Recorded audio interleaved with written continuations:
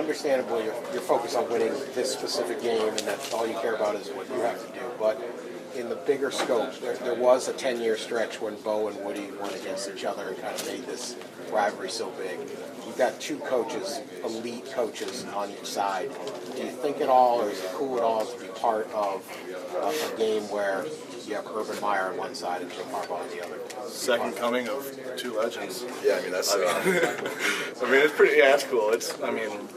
It's great for the Big Ten. Great for our conference. When Coach Harbaugh came here, just added another great coach to the conference. Same with Urban Meyer at Ohio State. It's great for us for our longevity and football career, but it's also great for the Big Ten. What you talked about a minute ago, Eric, about Saturday, the snow coming down and celebrating that win, finishing it off to set up the big game this weekend, would that have been something you would have kind of dreamed about earlier when things weren't going so well? We were talking about earlier this week, man, I'm from Southern California, but it's when I thought about coming here, I'm like, oh, it's gonna be so cool. We're gonna play all these games in the snow. It's gonna be freezing cold and all this stuff like this, and it hasn't happened yet. I'm like, that'd be so cool if we could go out in our last game in the big house and it'd be snowing. It started snowing pregame, and we're like, what? This is unreal. They were playing this one song. They were doing the Turnley slideshow. If we were out there for 2 more minutes, I would start crying. I had to get out of there. It was the coolest experience of my life. Yeah, it was definitely something. 50 years from now, if we're both still kicking it, if we're both still alive, we're drinking our sweet tea, and we'll probably be talking about that kind of game. How about to win the game too at the end? Sliding in the snow and celebrating. That'll be the second thing we talk about. Drinking our sweet tea. You two guys are goofing around and all this right now, but when does the switch flip? Is it at practice? Is it when you do the walkthrough Friday? When does it flip and you guys turn it on and Big Ten titles on the line? Man, this is Ohio State. I think we have a tendency to keep it light throughout the week. We get our work done. We both have a very easy school schedule this year because we're seniors, fifth-year seniors, but we spend a lot of time in the building studying.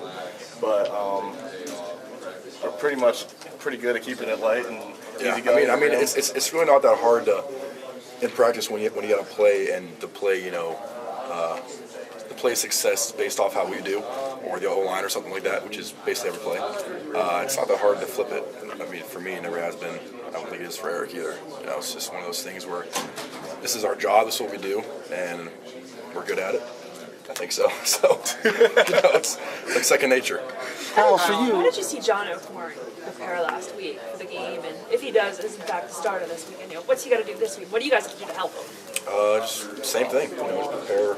He was in there, I think, early every morning, studying, getting the work done, and he's got to do the same kind of preparation. Kyle, for you, with your history, remember about 2006 game. You were probably 11 years old. 2006? Yeah, the game of the century.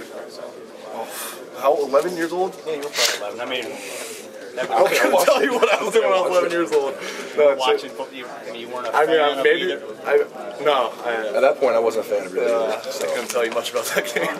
Kyle, with your history with Ohio State and being from Ohio, could you imagine a better scenario for your last game here?